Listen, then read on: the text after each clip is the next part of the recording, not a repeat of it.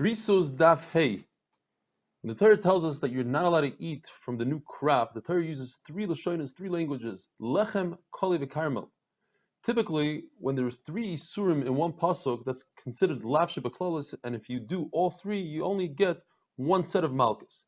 But in this case, you get three sets. Why? Because the word koli is extra, and instead of the word koli being in the beginning of the pasuk or at the end of the pasuk, the Torah put in the center to tell us that you're chayiv three times. Now, you can't learn lechem and kali, let's say from Carmel, or one from two, or two from one, because each one has something special about it. The lechem, you give challah; kali, you don't grind; Carmel, it's as is, etc. The Gemara brings four Amirayim that say that there are four different isurim in the Torah that prove to us that you don't take Gzeir Shava lightly. The concept of pigul, when you perform one of the four avodas in the Beis Hamikdash, shchita, kabbalah ilacha, and zrika, and you think to yourself that you're going to eat that carbon outside of its allotted time, you chayiv kares. Yet the Torah doesn't say specifically that you chayiv kares. The Torah says that you chayiv kares by chutz l'makayim. Yet in chutz l'makayim, you're not chayiv kares. How do we know that with chutz l'zman you are chayiv kares from Gzeir Shava? Don't take this Gzeir Shava lightly. The same applies to Noisar. The Torah doesn't say specifically that you chayiv kares by Noisar. We learn it from Gzeir Shava. The same applies to somebody that's with his daughter from someone that he's not married to, an anusa. I only know that he's chayiv sreifa. There's a chayiv sreifa from Gzeir Shava. And roiv chayav skila, as you see in the chart, like a mother or eshezav, etc. You chayiv skila from Gzeir Shava. Don't take the Gzeir Shava lightly. The whole Shemen HaMishcha that we know that you anoint the Kohen Gadol, you anoint the Kelim in the Beis Hamikdash, was done one time. Moshe Rabbeinu made one batch, and that batch lasts forever. It still exists today. If you were to take from that batch and anoint yourself, you're chayiv kares. If you're to make a batch, then you are chayiv kares. But if you make that batch for other people, you're not chayiv. Why? Because it says in the pasuk, Leisasu lochem. You can't make it for yourself. Therefore, if you make it for somebody else or to teach somebody else, you are potter. If you do a half a shear, if it's Shemen HaMishcha, you are potter because the pasuk says kamayu, it has to be just like the Shemen HaMishcha, the same amount. But if you do a half a shear of Kereisos, you're chayiv because by Kereisos it says tasa, any kind of making.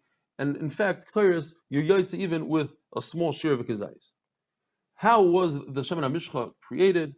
Moshe Rabbeinu took mar dror, he took 500 shekel of that, and 500 shekel worth of kida, the amount, v'kinanim boisam, 500 total of 1,500, and 250 of kinei boisam.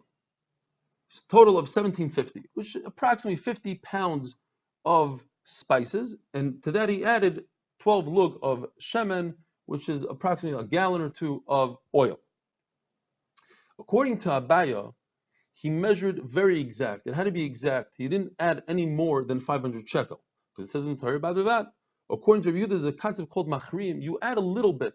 How does he know that? Because the Torah says that you take the kinamain and you split it, 250 and 250. Why didn't you just take 500? Because every 250 you add a little bit, to tell us this concept that you add a little bit. And HaKadosh Baruch Hu pays you back. If you add a little bit, HaKadosh Baruch Hu will pay you back for that. What do they learn with Bad Bevad? This concept that every single time that you weigh the spices, it has to be done with a counterweight made out of metal, Rashi says, on one side. You can't use something that you already weighed. Let's say, mar dror, you weighed 500 shekel. Now you have a 500 shekel piece, you put it on the other side of the scale. That doesn't work. It has to be a piece of metal on the other side of the scale. The 12 lug of oil is a machlokes. How did it get the special fragrance? So Rabbi Yossi says that they soaked all the spices in water, and later on they put the oil, and then they wiped the oil off. Rabbi Yossi says no. The whole concept of this oil was a tremendous nace. It started with 12 lug, and even though they put it on a fire, and even though there was a pot and it soaked into the pot and into the different spices, it still remained 12. So therefore, a nace, we're not concerned. How do you get the fragrance? You don't have to soak it earlier. The Kohen Gadol who has a son of Kohen Gadol, you have to do the anointment to, because it says HaMashiach Mibanov, you do Mashiach even to the son. But a son of a king, does not get anointed because the kingdom comes b'Yerusha, it's inherited. If there's a machlokes about the kingdom, somebody can test the kingdom, then you do the anointment, but you use a farsimon balsam.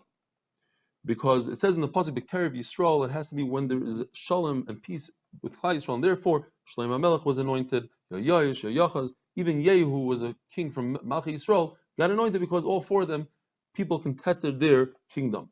From David HaMelech and on, there was anointment only to his sons and family.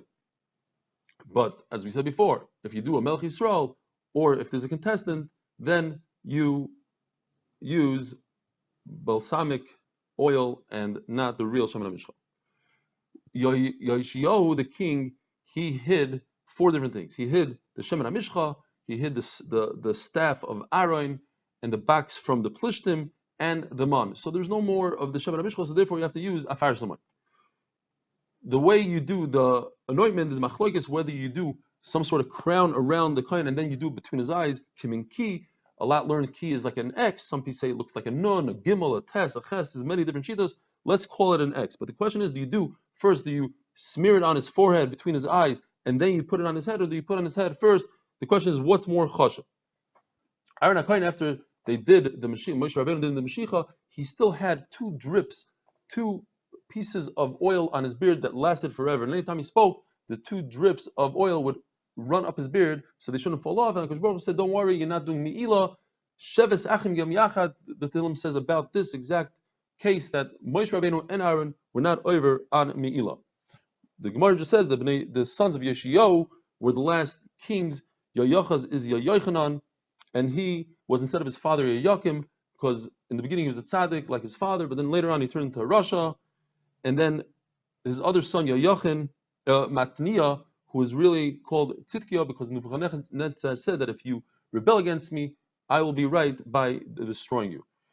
And therefore, this was the end of the kingdom of David, and Amir Hashem, when Mashiach comes, it will continue. Have a wonderful day.